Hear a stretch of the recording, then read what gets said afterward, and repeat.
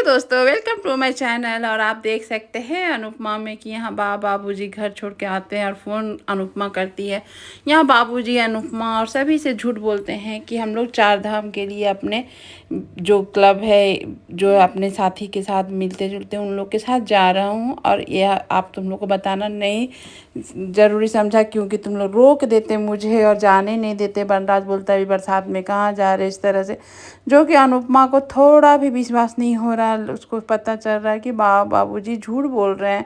और वो बार बार बोले बाबूजी आप लोग झूठ मत बोलिए, जहाँ है वहीं से आ जाइए, आप लोग क्यों झूठ बोल रहे हैं।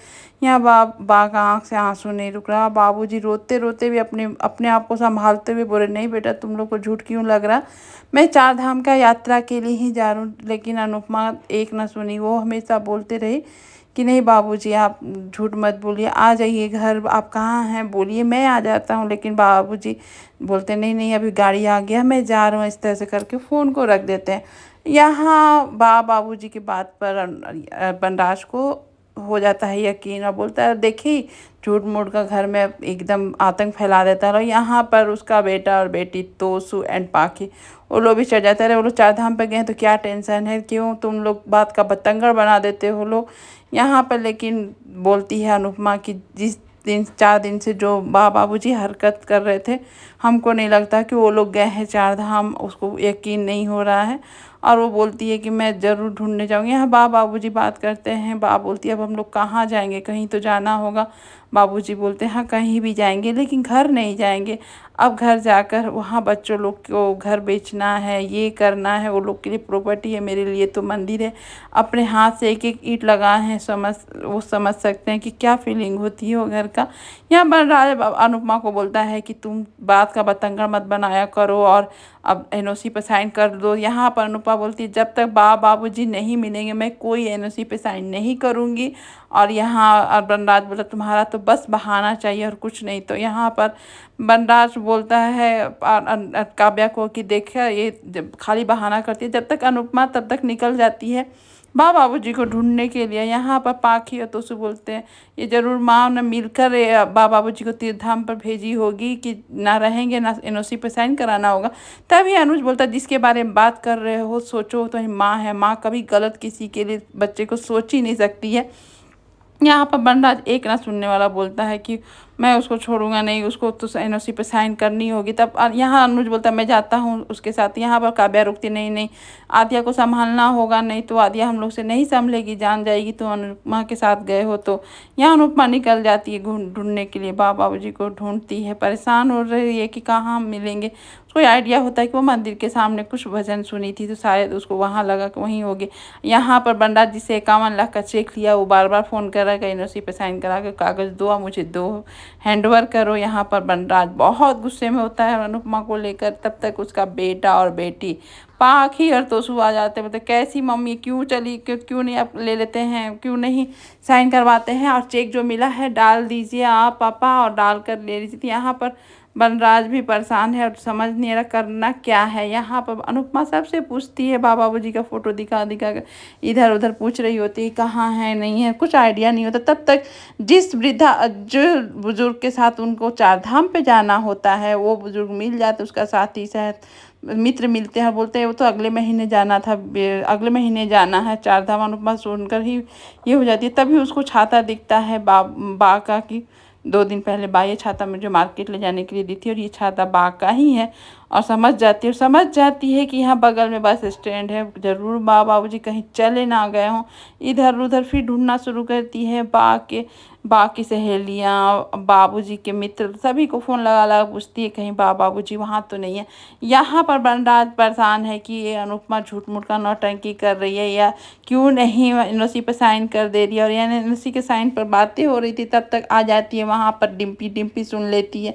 और डिम्पी आकर अपने बच्चे अंश के लिए बोलती है समर का हिस्सा तो अंश को मिलना चाहिए बाबूजी, बस मैं इतना ही जानती हूँ।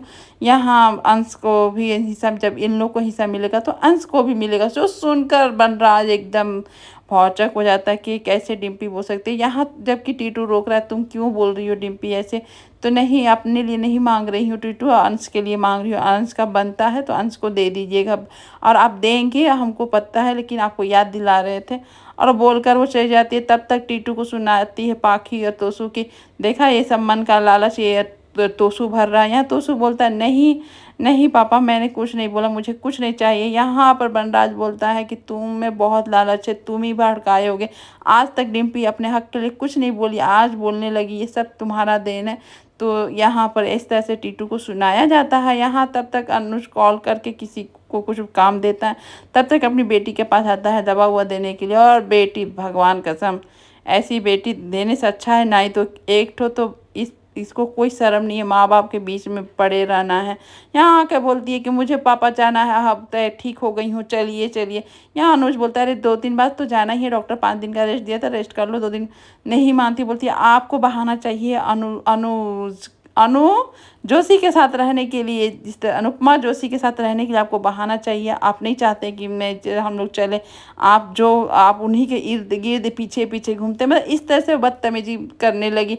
और नहीं तो और बोलती है कि वही ज़रूर मेरे खाने में कुछ मिलाई होगी जो मुझे तबीयत खराब हो गई। जिस पर अनुज गुस्सा हो जाता है, बोलता है एकदम जहाँ बोल रही हूँ वहीं चुप हो जाइए आद्या, आप बहुत ज़्यादा बोलने लगी। जब कि आद्या पाप का गुस्सा देखकर चुप तो हो जाती है, लेकिन चिड़चिड़ाहट के मारे वहाँ का घर रूम का सामान फेंकती है। तब तक अनुज को किसी का फ़ोन आता है और दौड़ के बनराज के पास जाता है। बनराज को बोलता है चलो बनराज। बनराज पूछता रहता है कहाँ जाना था, यहाँ पर अनुज बोलता है चलो, नहीं तो तुम बहुत पछताओगे। और इस तरह से देख कर बनराज घबरा जाता है और वहाँ अनुज के साथ निकल जाता है। अनुपमा भी वहीं खड़े रहती है। अनुपमा पूछती है अनुज से कि क्या बात है, यहाँ क्यों बुलाए हैं, इस तरह से बातें होती थी। यहाँ पर अनुज बोलता है मैंने मोबाइल ट्रेस करवाए थे बाबूजी के, तो पता चला लोकेशन यहाँ पर है, छाया वृद्धा आश्रम। ये देखकर बनराज एकदम ये हो जाता है, तुम क्या बोल रहे हो, अगर यहाँ से भी कोई जाने वाला होगा इसीलिए बाबूजी आए होंगे, 4 धाम जाने के लिए कोई होगा। तो यहाँ पर वो अनुपमा बोलती है ऐसे कैसे हो सकता है, बाबूजी यहाँ कैसे आ सकते हैं। तो उसके बाद वो लोग वहाँ वृद्धाश्रम में अंदर घुसते हैं, सभी को देखते हैं। देख कर सच में कलेजा फट जाए, ऐसे आप देखें किसी भी बुजुर्ग माँ बाप को कि एक वृद्धाश्रम में कैसे अपना जीवन काट रहे हैं। इतना अपने घर को सींच कर बड़ा करना, एक एक पूंजी लगाना अपने बाल बच्चा पर, लेकिन बाल बच्चा देखिए पाखी और तोसू जैसा निकले तो आपका जीवन एकदम व्यर्थ है। जो कि यहाँ काव्या बहुत अच्छी तरह से यहाँ सुनाती है, बोलती है तुम लोग जैसे बेशरम बेकार बच्चा होने से अच्छा है ना हो। यहाँ पर वो तोसू बोलता रहे उन लोग को कौन सा घर से बाहर निकाल जा रहा था कि वृद्धा आश्रम जा रहे थे, चले गए थे। यहाँ पर इस तरह से अपने यहाँ पर सभी सब अच्छे से सुना रहे थे तोसू और पाखी को कि अरे तुम अपने से तो एक ईंट नहीं रखे, तुमको क्या फीलिंग होगा कि घर घर क्या होता है। यहाँ पर जब ये लोग तो एक जैसे कुत्ता का पूंछ होता है, ये लोग तो सुधरने वाले नहीं, पर लालच में जो भी कर ले ये लोग। यहाँ पर काव्या बहुत अच्छे से देती है कि आज मैं ही सितार बजा दूंगी, ज़्यादा बदतमीजी की तो पाखी अपने घुटना को थोड़ा सा कष्ट दो और लगाओ कि तुम क्या क्या करती। घुटना मतलब दिमाग को कष्ट दो और सोचो कि तुम कितनी बदतमीजी करती हो, तुम्हारा बदतमीजी बहुत बेकार है। तुम लोग दोनों कैसे हो लोग, मतलब कि एक ठो बदतमीज सा है, एक ठो बेशरम सा है, मतलब कि इन लोग का नाम ही काव्या रख देती है बहुत अच्छा सा। और यहाँ काव्या बहुत अच्छे से सुनाती है। यहाँ बनराज देख कर उसका कलेजा सच में फट जाता है कि वो अपने बाबूजी को भगवान मानता है। आज उस भगवान को जहाँ नहीं देखना चाहिए उसको वहाँ देखने को मिलता है।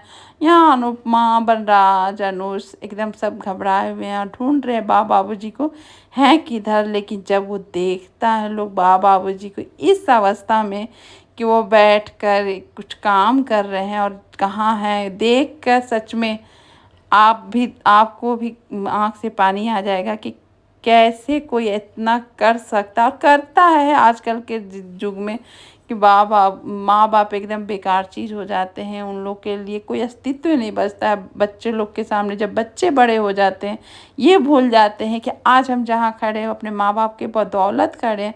और कैसे कोई अपने माँ बाप को इस अवस्था में देख सकता है कि इतने लाचार इतने बेबस, जो कि बनराज देख कर उसका आंसू निकल जाता है। अनुपमा अनु सब ये हो जाते हैं बाबूजी को देखे इस तरह से।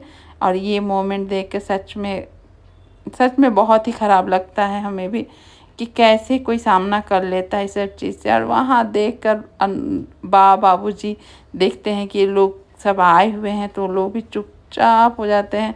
यहाँ अनुपमा बोलती है, आप लोगों को क्या हुआ था कि जो आप लोग आए? बहुत डांटती हैं कि अरे कोई गलती किया था तो आप डांट देते, मार देते, ऐसे कैसे आ सकते हैं आप लोग घर छोड़कर ऐसे?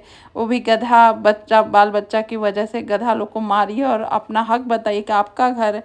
यहाँ बनराज एकदम टूट जाता है इस तरह से बाबूजी को देखकर। अनुज भी बाबूजी को समझाते हैं कि आप लोग समझते ऐसे निकल गए, कितना टेंशन होता, आप लोग कैसे अपने घर छोड़कर आ सकते हैं इस तरह से। अब बनराज वहाँ बाबूजी के घुटनों के पैर के नीचे गिर जाता है और बोलता है, कैसे कर सकते हैं बाबूजी, आप हमें कैसे छोड़ के जा सकते हैं? मेरे घर के मंदिर से बाबूजी कैसे निकल सकते हैं? मेरे लिए आप लोग भगवान है, आप लोग ऐसे सोचे क्यों? आप लोग क्यों किए ऐसा बाबूजी? मेरे से गलती हुई तो मुझे मार लेते, पीट लेते, गाली दे लेते, लेकिन आप ऐसे नहीं करना चाहिए था। यह अनुपमा भी समझाती है बाबूजी को, क्या बाबूजी चलिए घर ही इस तरह से नहीं करना चाहिए, आप यहाँ कैसे आ सकते हैं? आप लोग थोड़ा तो समझिए, किसी मतलब कि ऐसे नासमझ बाल बच्चे के बात सुनकर आप लोग ऐसा डिसीजन लेंगे, मैंने सोचा भी नहीं था। आपसे हम लोग कितना प्यार करते ये तो सोचते हैं। यहाँ अनुज भी बहुत समझाता है और डांटता है बाबूजी को कि आप लोग ये सब नहीं करते, आप क्यों किए, कितना टेंशन हुआ, कितना। यहाँ बाबूजी को मतलब क्षमा मांगते हुए बनराज बोलता है, नहीं बाबूजी ऐसे मत करिए। यहाँ पर बाबूजी बोलते, तुम्हारे लिए वो प्रॉपर्टी था बनराज, मेरे लिए तो वो घर मंदिर है और मैं मंदिर को इस तरह से बेचते हुए नहीं देख सकता हूँ, इसलिए मैं यहाँ आया हूँ। और ये सुनकर अनुज थोड़ा सा चौंक जाता है। अनुपमा को तो पता रहता है कि बनराज का मन में जो चल रहा है। और आज का अनुपमा में यही था। Thank you.